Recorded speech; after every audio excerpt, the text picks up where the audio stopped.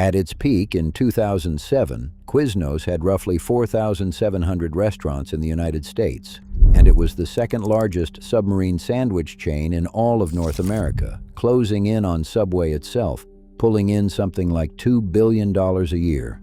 The toasted sub was everywhere. That crackle of the oven, the smell of melting cheese and warm bread, the rosemary parmesan roll going through the toaster. For a stretch in the early 2000s, Quiznos was the hot, fast-growing challenger, the cooler, tastier alternative to cold-cut Subway, the brand that seemed genuinely poised to take the crown. A decade later, there were fewer than 400. Today, there are under 200.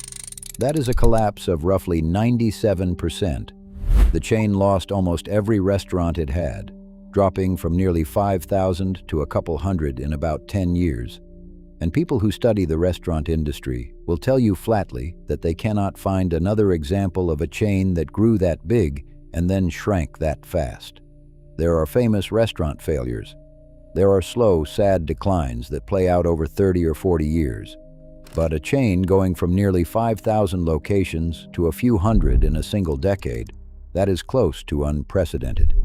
It is one of the steepest, fastest, most total collapses in the history of American fast food.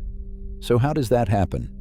How does a brand that big, that hot, that successful, that close to the top simply evaporate in 10 years?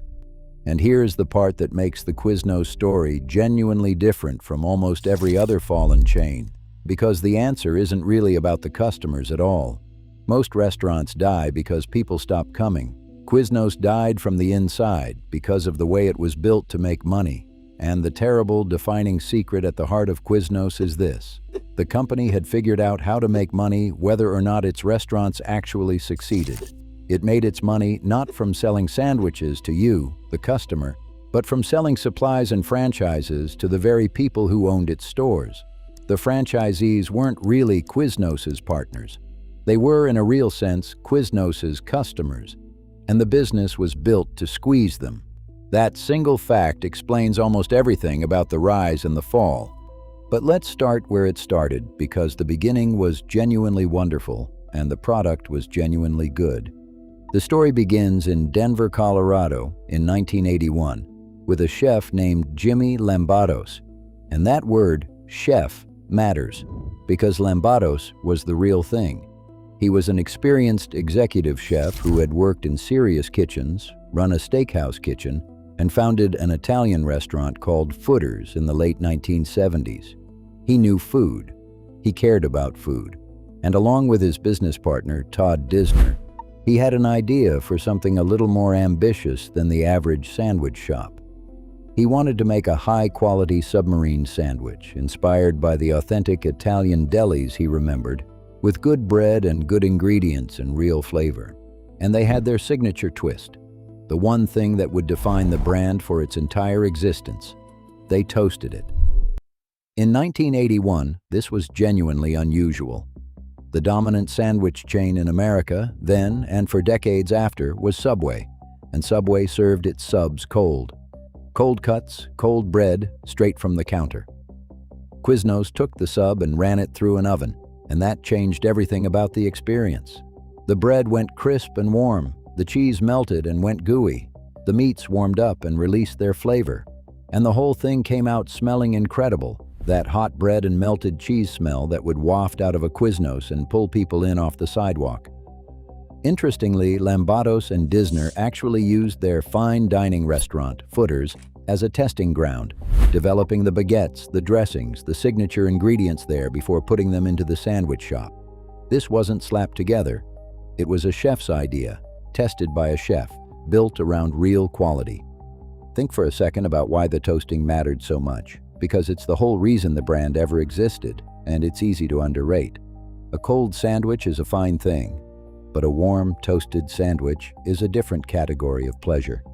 The heat does something to food that goes straight past your rational mind and into something older and more primal. The smell of baking bread, the sight of melting cheese, the warmth in your hands on a cold day.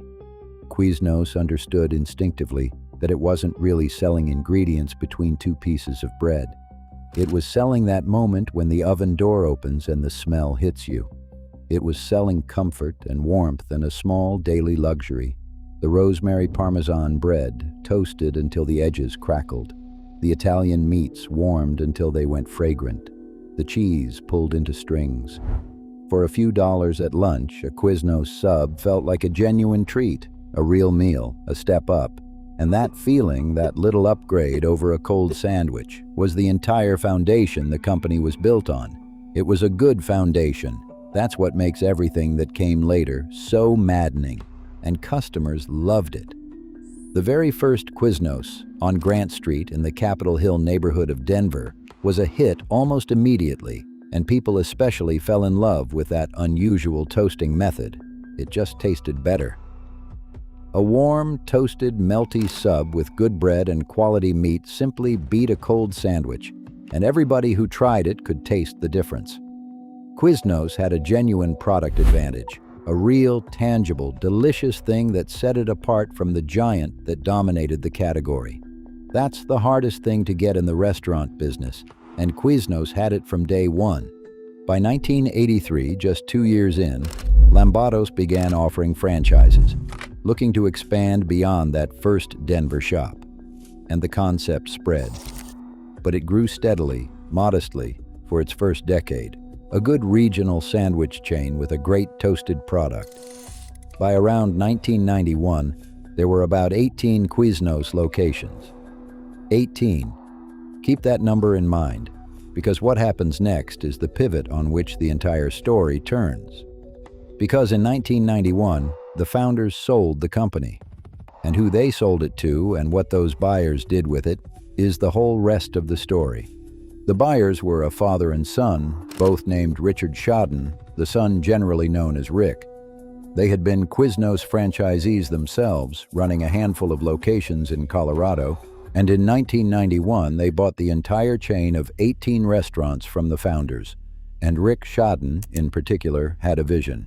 He looked at this little 18-store chain with its excellent toasted sandwich, and he saw a machine for making an enormous amount of money, very fast. The trouble is that the machine he built was designed to make money in a way that would eventually destroy the very thing it was built on. To understand what Shodden did, you have to understand how franchising is supposed to work. In a healthy franchise system, the relationship is a genuine partnership and the incentives are aligned.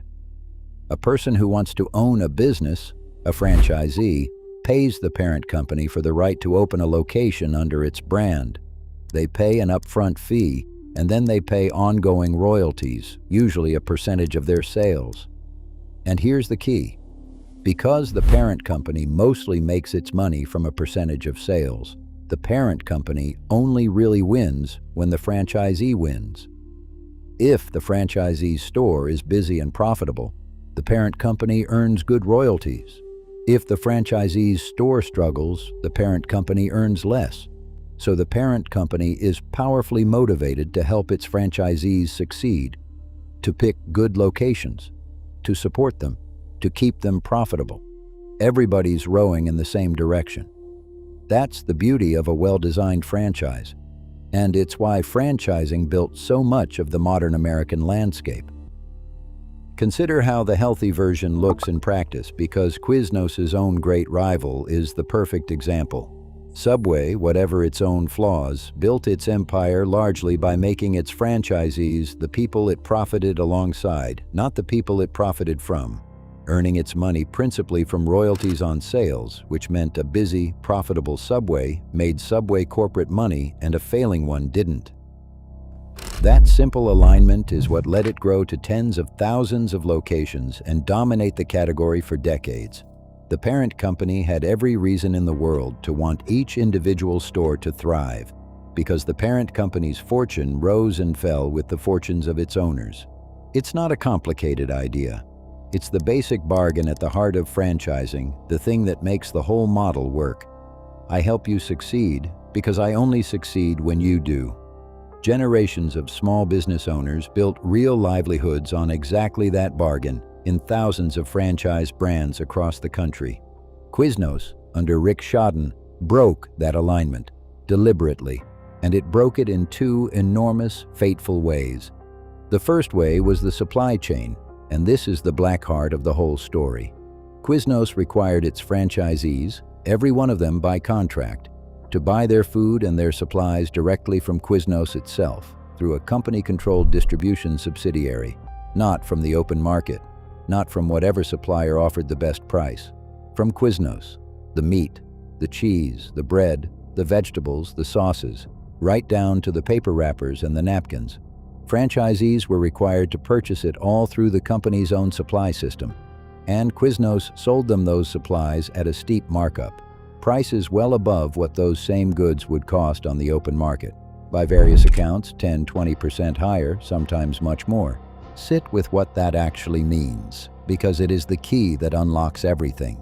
It means Quiznos, as a corporation, had discovered that it could make its profit not from the success of its restaurants, but simply from the existence of its restaurants. Every single sandwich sold at every single Quiznos, whether that store was thriving or dying, required ingredients that the franchisee had been forced to buy from Quiznos at an inflated price. The company made its money the moment it sold marked-up meat and cheese and wrappers to its own franchisees.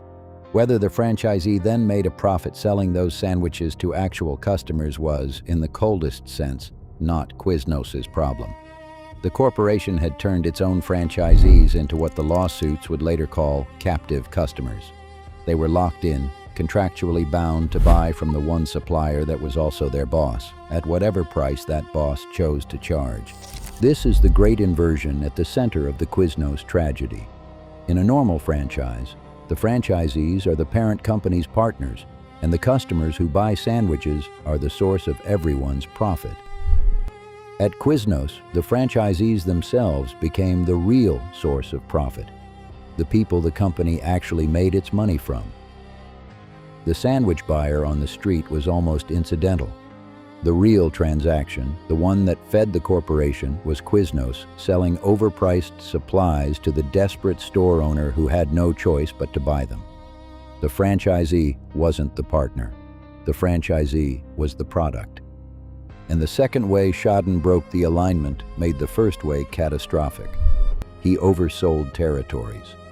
He sold franchises aggressively, hungrily, collecting those big upfront franchise fees. And he kept selling new locations, even in areas that were already saturated, opening new Quiznos stores, sometimes just blocks away from existing Quiznos stores. Think about what that does to the existing owner. You've sunk your life savings into a Quiznos. You're working 80 hours a week trying to make it profitable. And then the company you bought your franchise from turns around and sells another franchise to someone else right down the street, splitting your customer base in half. This is called cannibalization, and Quiznos did it relentlessly, because from the corporation's point of view, it made perfect sense. Every new franchise meant another big upfront fee and another captive customer forced to buy supplies at a markup. It didn't matter to corporate that the new store choked the old store. Both stores still had to buy their overpriced meat and cheese from Quiznos. Two struggling stores bought more marked-up supplies than one healthy store. The incentive was insane, and it was pointed directly at the destruction of the franchisees. So here's the picture by the early 2000s. Quiznos, under this model, was growing at a truly staggering pace. Remember, 18 locations in 1991.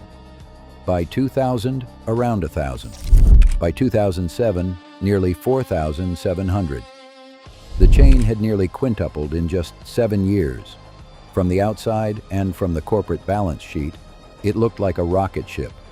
One of the great fast food success stories. A genuine threat to Subway, growing faster than almost anyone. The upfront franchise fees were pouring in. The marked-up supply revenue was pouring in. Quiznos, the corporation, was making enormous amounts of money. But underneath that dazzling growth, the individual restaurants, the actual stores, owned by actual people who'd bet everything on them, were quietly bleeding to death. Because the two things the corporation was doing to enrich itself were the exact two things that made it nearly impossible for a franchisee to turn a profit. Their costs were inflated by the forced, marked-up supply purchases, so their margins were razor-thin from the very first day. And their sales were undercut by the oversaturation, by another Quiznos opening down the road and stealing their customers. Squeezed on cost from above and on revenue from the side, the average Quiznos franchisee was trapped in a business that often simply could not make money, no matter how hard they worked, no matter how good the sandwiches were. And these were not, for the most part, wealthy investors who could shrug off a loss. The typical Quiznos franchisee was an ordinary person chasing an ordinary dream. The dream of owning their own business, being their own boss, building something for their family. Many of them were immigrants who had put their entire life savings into a single store. Many took out loans, mortgaged their homes, borrowed from relatives, staked everything they had on the promise that a well-known brand and a great product would give them a fair shot at a good living. They did the work. They showed up at dawn to bake the bread and stayed past midnight cleaning the ovens. And through no fault of their own, because the numbers had been rigged against them before they ever unlocked the door, they watched their savings drain away month after month, trapped in contracts they couldn't escape, forced to keep buying overpriced supplies from the very company that was bleeding them. One measure tells the whole grim story. The rate at which Quiznos franchisees defaulted on their government-backed small business loans was extraordinarily high, far above what you'd see in a normal franchise system, a statistical fingerprint of a model that was breaking the people inside it on a massive scale. Behind that statistic were thousands of ruined families, and the sandwiches were good. That's part of what makes it so tragic. This wasn't a case of a bad product failing in the market. Customers liked Quiznos. They liked it a lot. The toasted sub was a genuinely better sandwich, and for years the marketing was sharp and memorable. Quiznos ran some of the strangest, most talked about ads of the era, including those bizarre singing spong monkey creatures that people still remember 2 decades later, and it was an early, aggressive adopter of internet marketing. The brand had buzz. The brand had a great product. The brand had customers who genuinely wanted to eat there, and none of it could save the individual store owner because the money was being extracted before the sandwich ever reached the customer by the very company whose name was over the door. It's worth dwelling on that marketing for a moment because it shows how much genuine cultural energy Quiznos had, how real its momentum was. Those spong monkey ads, strange, rat-like creatures with wide eyes singing a bizarre, off-key song about loving Quiznos subs, were the kind of thing that shouldn't have worked and absolutely did. People couldn't stop talking about them. They were weird and unforgettable and a little unhinged. And in an age when most fast food advertising was bland and interchangeable, Quiznos was making ads that people actually chose to watch and share. This was a brand with real creative confidence, a brand that understood the emerging internet culture years before most of its competitors, a brand that felt young and clever and alive. In terms of pure marketing and buzz, Quiznos was, for a while, genuinely beating the sleepy giant. Everything about the public-facing brand said winner. Everything about the private financial structure said doomed. And the gap between those two things, the thriving image and the rotting foundation, is the whole story in miniature. You cannot run a business like this forever. Eventually, the people you're squeezing figure out what's happening to them. And when they did, the whole thing detonated. The rebellion came in the form of lawsuits, and they were enormous. Starting around 2006, the franchisees, furious, ruined, betrayed, began banding together and taking Quiznos corporate to court. And this wasn't a handful of disgruntled owners. Over time, something on the order of 10,000 current and former franchisees filed or joined legal actions against the company. 10,000. They alleged, in essence, exactly what we've described. That Quiznos had treated them as captive customers, that it had forced them to buy supplies at grossly inflated prices, that it had oversold territories, that it had built an entire system in which it was nearly impossible for a franchisee to succeed, while the corporation grew rich off their fees and their forced purchases. Quiznos fought it, and Rick Schaden denied wrongdoing, insisting there was no improper markup, that the company simply passed along food costs at market prices. But the courts and the settlements told a different story. The legal losses were staggering. In one case, the company was on the hook for around $95 million, In another, it paid something like $206 million. All told, between the settlements and penalties, Quiznos paid out well over $300 million to its own franchisees, a colossal sum, an admission in dollars, if not in words, that something had gone deeply wrong in the relationship between the company and the people who owned its stores. And there is a genuinely dark human dimension to this that has to be acknowledged, because it's the truest measure of the damage. This wasn't just spreadsheets and settlements. Real people lost everything.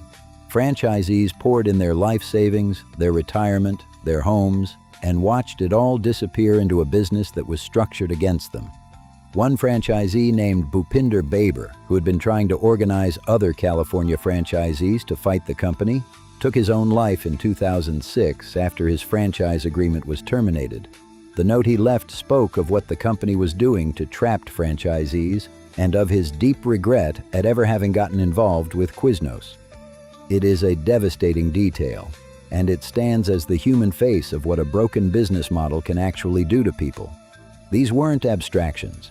They were families, and some of them were destroyed. This is a sensitive part of the story, and it deserves to be told soberly because it's the real cost that the growth charts never showed. Those hundreds of millions in legal settlements would have been a heavy blow to any company.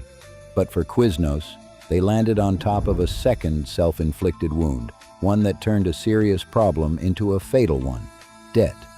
Crushing, staggering debt loaded onto the company by a financial maneuver called a leveraged buyout. Here's what happened. In 2006, a private equity firm bought a stake in Quiznos in a deal structured as a leveraged buyout. In a leveraged buyout, the buyers essentially borrow enormous sums of money and pile that debt directly onto the company being bought, using the company's own future earnings to pay off the loans and to cash out the previous owners. This particular deal loaded around $600 million of debt onto Quiznos. A later refinancing pushed it to around $800 million. And a leveraged buyout only makes any sense at all if the company can keep growing fast enough to service that mountain of debt. It is a bet, an aggressive bet, on continued rapid growth. And there's a deeper irony in that leveraged buyout, one that ties it right back to the original sin of the company. A leveraged buyout is, in a sense, the same move Quiznos had been running on its franchisees all along, just aimed at Quiznos itself. Think about it. In the buyout, financiers extracted value out of the company immediately, up front, and left the company saddled with the debt and the risk, betting that future growth would somehow cover it. That is structurally almost identical to what Quiznos did to its own store owners. Take the money now off the top and leave someone else holding the bag and praying that growth bails everyone out. The company that had built its fortune on extraction now had extraction performed upon it. The people who had treated their franchisees as things to be squeezed were, in the end, squeezed themselves by financiers playing exactly the same game at a higher level. There's a grim justice in it, though it was the franchisees and the employees, as always, who paid the real price when the whole leveraged structure finally came down. And Quiznos made that bet at the worst possible moment, on a company that was already secretly rotting from within. The leveraged buyout assumed Quiznos would keep growing like it had in the early 2000s. Instead, right as the debt landed, the franchisee lawsuits were exploding, the individual stores were failing in droves, and the whole extractive model was coming apart. So now you had a company that was hemorrhaging money in legal settlements, watching its stores close, and simultaneously trying to service hundreds of millions of dollars in debt it had taken on in a bet that everything would keep going up. It's hard to imagine a worse combination. The debt turned every other problem from survivable into fatal, because a company drowning in debt has no room to breathe, no cushion, no ability to absorb a bad year.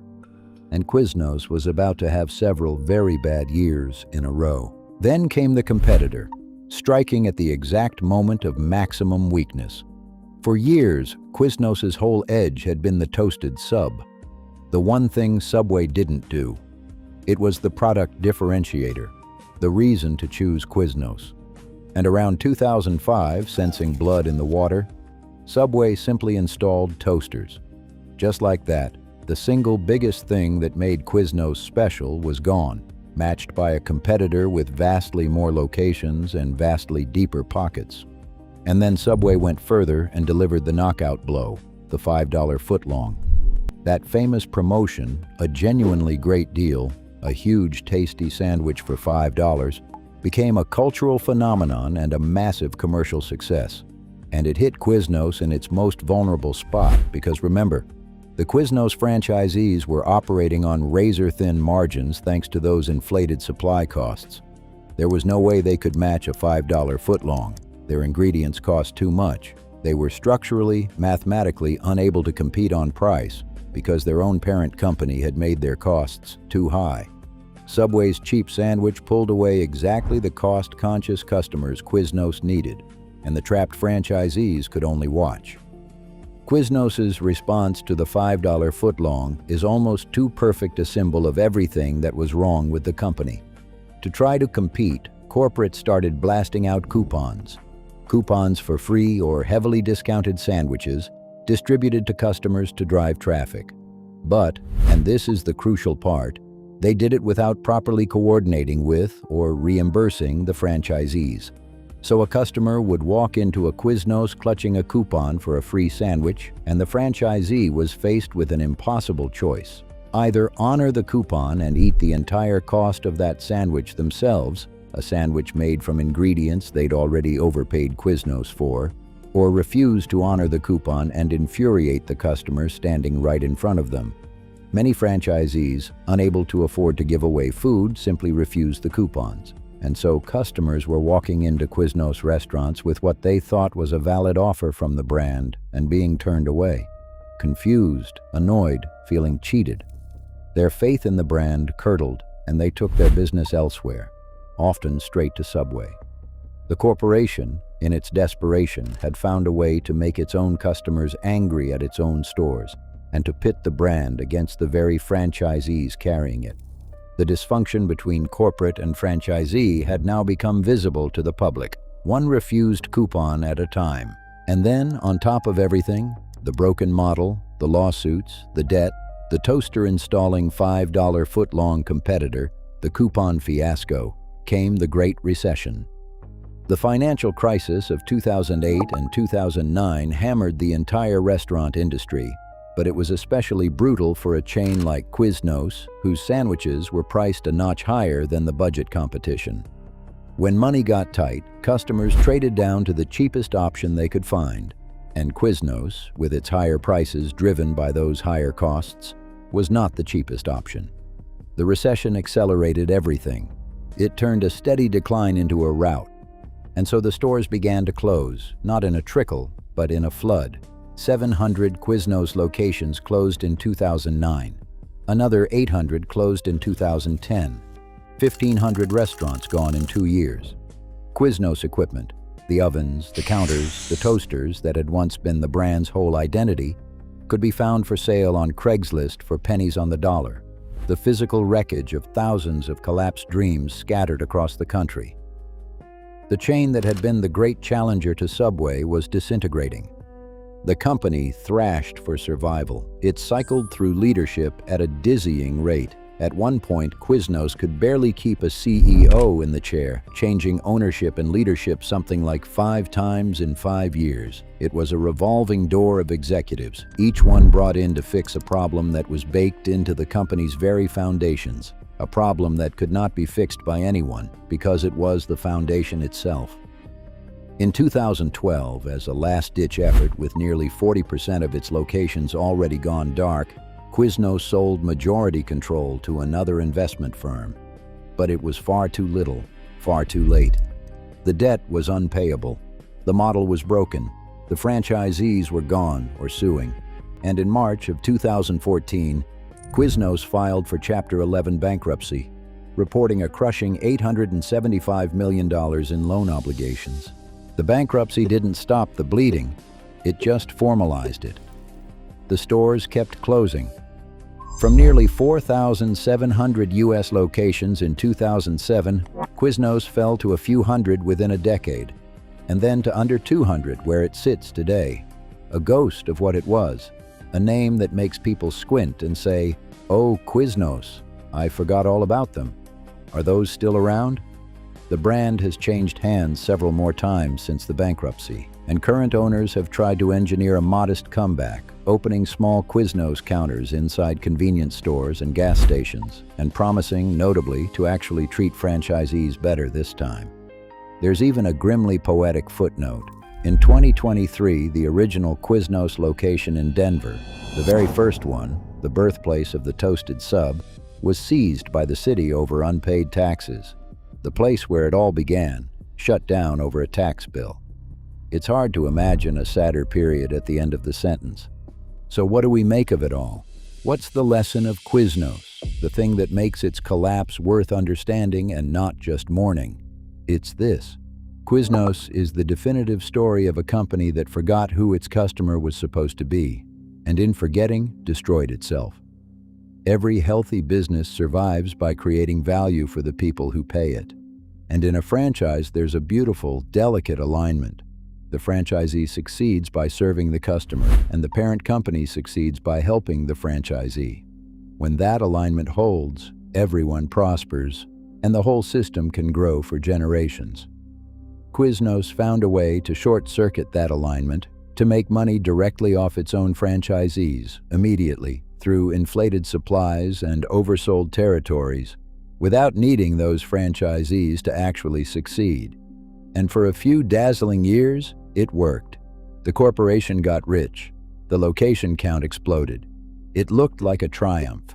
But it was a triumph built on eating its own foundation. Every dollar Quiznos extracted from a franchisee through a marked-up case of meat was a dollar of strength drained out of the store that carried the brand. Every new location it crammed into a saturated market for a quick franchise fee was a wound inflicted on the stores already there. The company was, in the most literal sense, cannibalizing the very thing that gave it life. It treated its partners as prey, and you can do that for a while. You can feast on your own foundation for a surprisingly long time, and even look like you're winning while you do it. But eventually the foundation gives way, and when it goes, it all goes at once. That's why the collapse was so fast. It wasn't that customers suddenly stopped liking toasted subs. It's that the entire structure had been hollowed out from within for years, and when the lawsuits and the debt and the competition and the recession all hit at once, there was nothing solid left underneath. The whole thing came down like a building whose supports had been quietly removed one by one. And it's worth being clear that this wasn't inevitable, that it wasn't just bad luck or a tough market. Plenty of chains face tough competitors. Plenty survive recessions. Subway faced the same recession and the same shifting tastes and came through fine because its stores were healthy and its owners could weather a hard year. What made Quiznos uniquely doomed was that its own business model had pre-weakened every single one of its restaurants, so that when the hard times came, there was no resilience anywhere in the system to absorb the blow. A healthy franchise is like a body with reserves of strength. It can take a hit, get sick, and recover. Quiznos had spent years draining those reserves out of every store to feed the corporate center, so when the illness came, the body had nothing left to fight with. The recession and the $5 footlong didn't create Quiznos's weakness. They simply arrived to find a company that had already spent a decade making itself as fragile as possible, one marked-up sandwich at a time. The external blows get the blame in the headlines, but the real cause of death was internal. And it was there from the moment Rick Schaden decided the franchisees were a resource to be mined rather than partners to be served. There's a real and lasting irony in it, too. Subway kept the $5 footlong going for years and only quietly dropped it in 2018, long after Quiznos had ceased to be any kind of threat. In other words, the weapon that helped kill Quiznos outlived its target and was put away once the job was done. And the toasted sub, Quiznos's one genuine gift to the world, the thing that was actually, truly better, that lived on too. But at Subway, at every other sandwich shop, at the toaster ovens that are now simply standard equipment in the industry Quiznos helped shape. Quiznos gave America the toasted sandwich and then vanished, leaving its best idea behind for everyone else to enjoy. Because here's the thing that lingers. The sandwich was never the problem. The toasted sub was a great idea, a genuinely superior product, beloved by the customers who ate it and made by franchisees who mostly worked incredibly hard to serve it well.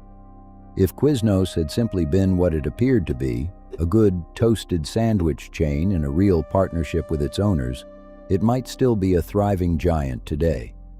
It might have been the one to put toasters in every location. It might have rolled out its own $5 deal and gone toe-to-toe with Subway for decades. It had the product to do it. It had the customers to do it. What it didn't have was a company that wanted its own stores to succeed more than it wanted to squeeze them. And a chain whose corporate owner profits most by bleeding its own restaurants is a chain that has, from the very beginning, been quietly setting the timer on its own destruction. Somewhere out there, in one of the couple hundred that are left, maybe a counter tucked into the corner of a gas station off some interstate, the oven is still on, a sub is going through the toaster, and it comes out warm and crisp and melty, smelling exactly the way it did in 2004, when there were nearly 5,000 of these and the future looked limitless. The sandwich is still good. It was always good. That was never the part that failed.